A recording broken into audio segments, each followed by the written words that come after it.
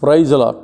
ஆண்டவரும் அருமை இரட்சகருமாகிய இயேசு கிறிஸ்துவின் நாமத்தில் நான் உங்களை வாழ்த்துகிறேன். மறுபடியுமாக கர்த்தருடைய பரிசுத்தமுள்ள சன்னிதானத்திலிருந்து கர்த்தருடைய பரிசுத்தமான வார்த்தைகள் மூலமாய் உங்களை சந்திப்பது மிகுந்த மகிழ்ச்சி. ஆண்டவருடைய பெரிதான கிருபையினால் இந்த வாரம் நாம் தொடர்ந்து தியானித்து கொண்டு வருகிற ஒரு காரியம், அவர்களுக்கு பயப்படாதே.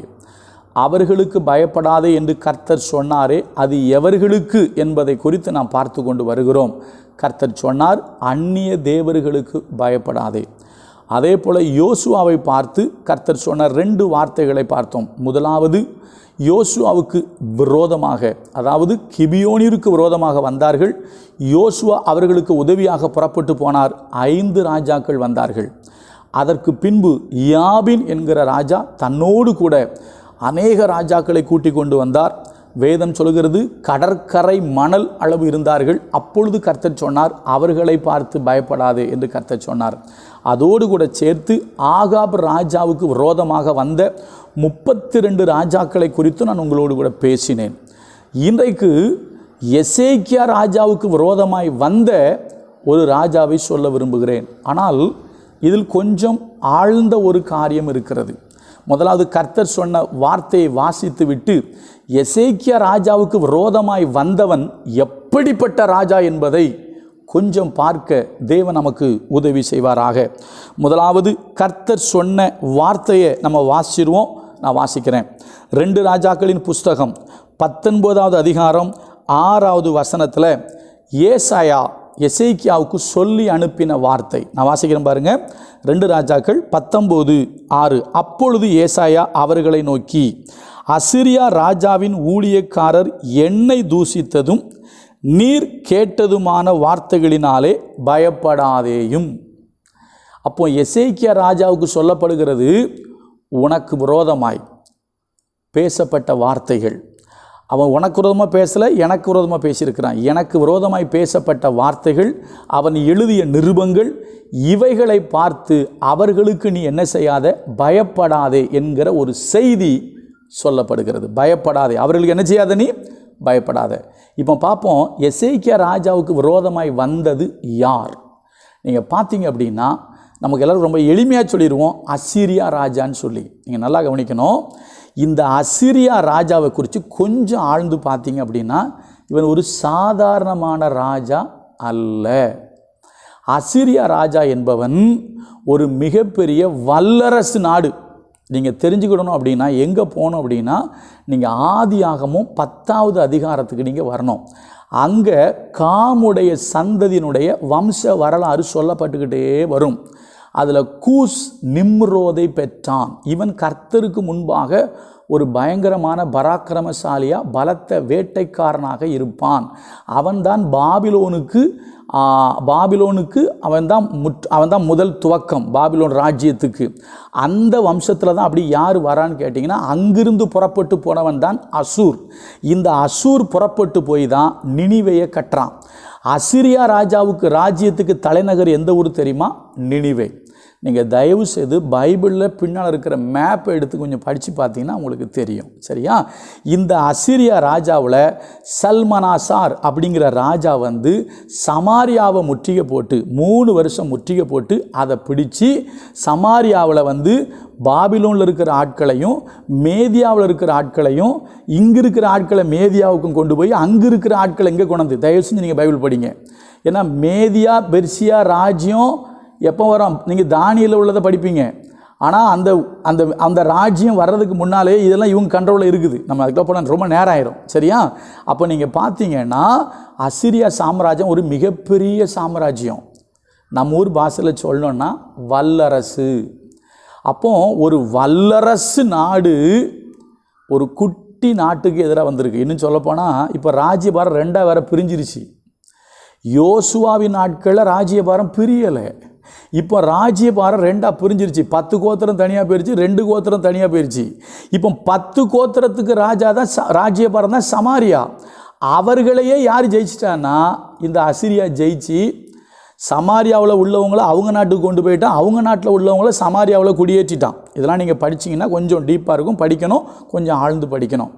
அப்பம் கொண்டு போனது யாருன்னா சல்மனாசார். கொண்டு போனது யார்? சல்மனாசார் வந்து தான் கொண்டு போனான். இப்போ யார் வந்திருக்கான்? அவன் பையன் சனகரிப் வந்திருக்கான். சரியா? ரொம்ப நேரம் ஆயிரும், அதனால் எளிமையாக சொல்கிறேன், நீங்கள் அதை புரிஞ்சுக்கிடுங்க.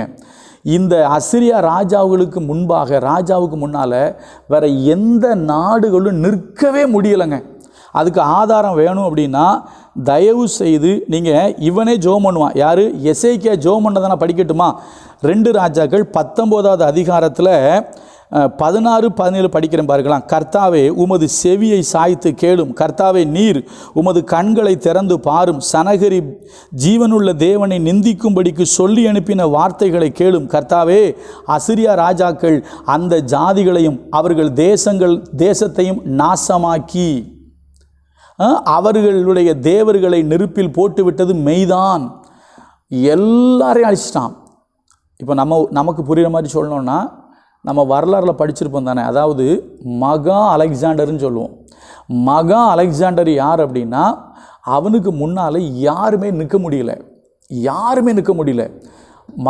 அதாவது கிரேக்க சாம்ராஜ்யம் வல்லரசாக இருந்துச்சு. அவன் இந்தியா வரைக்கும் வந்தான். உலகத்தை ஒரே கொடையின் கீழ் ஆட்சி செய்ய வேண்டும் என்று புறப்பட்டு வந்தவன் மகா அலெக்சாண்டர்.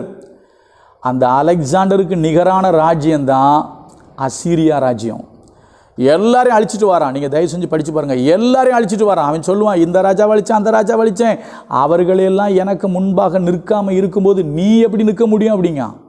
நான் மறுபடியும் சொல்கிறேன், 10 கோத்திரங்கள் இருந்த சமாரியாவை பிடிச்சாச்சு. இப்போ 2 கோத்திரம் தான் இருக்குது. எந்த ராஜ்யம்னா யூதா ராஜ்யம். இப்போ இங்கே வந்து நிற்கிறான். இதில் இன்னொன்று சொல்கிறேன், ஏற்கனவே இவன் புறப்பட்டு வரும்போது நீங்கள் பார்த்தீங்கன்னா, முதலாவது எசேக்கியா ராஜா அவனுக்கு கப்பம் கட்டுறான். தான் உண்டாக்கினவைகள் தேவாலயத்தில் இருந்த எல்லாத்தையும் தங்கத்தெல்லாம் எடுத்து அவனுக்கு அனுப்பி விடுறான். அப்படி இருந்தும் சனகரிப் யுத்தத்துக்கு வருகிறான். சரிங்களா? தயவு செஞ்சு இந்த வரலாறை கொஞ்சம் படிங்க. இப்போ என்ன நடக்கு? கர்த்தர் சொல்கிற செய்தி என்ன தெரியுமா? அவன் அங்கே அழிச்சிருக்கலாம், இங்கே அழிச்சிருக்கலாம், எங்கே வேணாலும் அவன் அழிச்சிருக்கலாம். நல்லா கவனிக்கணும். அவன் பெரிய வெற்றியாளனாக இருக்கலாம், அவன் பெரிய வல்லரசாக இருக்கலாம். இப்போ கர்த்தர் சொல்கிறாரு, எல்லா நாடுகளையும் அழித்து வல்லரசு என்று பெயர் பெற்றவன் வருகிறான். உனக்கு விரோதமாய் பேசுகிறான், எனக்கு விரோதமாய் கொந்தளிக்கிறான். அவனை பார்த்து நீ பயப்படாத, அவர்களுக்கு நீ பயப்படாத. ஏன்னா அவன் சமாரியாவை 3 வருஷம் முற்றுகை போட்டவன். இப்போ எருசலேம் வந்து முற்றுகை போட்டிருக்கான். நல்லா கவனிங்க. அருமையான கர்த்தருடைய பிள்ளைகளை ரொம்ப எளிமையாக சொல்லணும் அப்படின்னா, கர்த்தர் உங்களை பார்த்து சொல்கிறாரு, அவன் எப்படி சொல்கிறது, பழைய ஆளுங்க, ஆதி நாட்களில் உள்ளவன். மறுபடியும் சொல்கிறேன், ஆதியாகமும் 10ஆம் அதிகாரத்தை படிங்க. அங்கே அவன் ராஜ்யபாரம் ஆரம்பிக்கி. சேமுடைய வம்சத்தில் தான் இவங்க வர்றாங்க. நான் இன்னும் சொல்ல போனால் இப்படி சொல்லட்டுமா, இஸ்ரவேல் என்கிற ஒரு நாடு உருவாகிறதுக்கு முன்னாலேயே இவங்கெல்லாம் பெரிய ஆட்கள். அப்படிப்பட்ட ஆள் வருது, அப்படிப்பட்ட ஆள் வல்லரசு வர்றான். கர்த்தர் சொல்றாரு, அந்த வல்லரசை பார்த்து நீ பயப்படாத, நான் உனக்கு வெற்றியை தருவேன்னு சொல்லி எசேக்கியா ராஜாவுக்கு கர்த்தர் வெற்றியை கொடுத்தாரு. கர்த்தர் ஒரு தூதனை அனுப்பினார். ஒரே ராத்திரியில் 1,85,000 பேரை அந்த தூதன் சங்கரிச்சுட்டு போயிட்டார். சரியா? நீங்கள் நாளாகமத்தில் படிச்சிங்கன்னா போட்டிருக்கோம், சனகரிப் செத்த முகமாக திரும்பி போனான். நீங்கள் அதுக்கப்புறம் இதை பாருங்கள். அதுக்கப்புறம் அவன் ராஜ்யமே ஒன்றும் இல்லாமல் போயிடும். அவனுடைய ராஜ்யம் நினிவேக்கு போனான்லாம் போட்டிருக்கோம். தயவுசெய்து நீங்கள் படித்து பாருங்கள். அவன் ராஜ்யமே ஒன்றும் இல்லாமல் போயிடும். ராஜ்யம் செதறிடும். அவன் பசங்களே அவனை கொண்டுட்டு வேறு பக்கம் போயிடுவான். அதுக்கப்புறம் நீங்கள் பாருங்கள், பாபிலோனில் உள்ள ஒரு ராஜா வருவான். நேரம் ஆயிரும் அதெல்லாம் எடுத்தோன்னா. வரலாறு நல்லா படிங்க. அப்போ அருமையான கர்த்தருடைய பிள்ளைகளே, வல்லரசாக இருந்தாலும், எத்தனையோ நாடுகளை ஜெயித்தவனாக இருந்தாலும் கர்த்தர் சொல்கிறாரு, அவர்களுக்கு பயப்படாத. தேவ பிள்ளைகளே, மற்றவர்களெல்லாம் அவன் முன்னால் நிற்க முடியலையே, நான் எப்படி நிற்க போகிறேன்? மற்றவங்க எல்லாம் அவனை ஜெயிச்சிட்டாங்களே, நான் ரொம்ப சின்ன ஆளாச்சே, எப்படி ஜெயிக்க முடியும்? ஏன்னா எசேக்கியா பயந்து கப்பம் கட்டினது உண்மைதான். முதல்ல ஒருவேளை நீங்கள் கூட நினச்சிருக்கலாம், ஐயோ அவன் முன்னால் யாரும் நிற்கவே முடியலையே, அவன் முன்னால் நம்ம எப்படி நிற்க போகிறோம் அப்படி நீங்கள் யோசிக்கலாம். நான் சொல்கிறேன், உங்களுக்கு பைபிள் வசனங்களவா, பிசாசின் தந்திரங்களோடு எதிர்த்து நிற்க திராணி உள்ளவர்களாகும்படி உங்களை சத்துருவுக்கு எதிர்த்து நிற்கத்தக்க திராணி உள்ளவங்களாக கர்த்தர் மாற்றுவார். சரியா? அவனுடைய தந்திரங்களுக்கும் அவனுடைய ஆயுதங்களுக்கும் அவனுடைய என்ன சொல்கிறது அக்னி ஆஸ்திரங்களுக்கும் எதிர்த்து நிற்கத்தக்க போராடத்தக்க திராணி உள்ளவங்களாக கர்த்தர் மாற்றுவார். அதனால் சொல்கிறாரு, வல்லரசே வந்தாலும் அவர்களுக்கு பயப்படாத. கர்த்தர் நல்லவர். நாளைக்கு இன்னொரு காரியத்தை சொல்கிறேன். அவர் கிருபை நம்மேல் என்றும் உள்ளது. God bless you.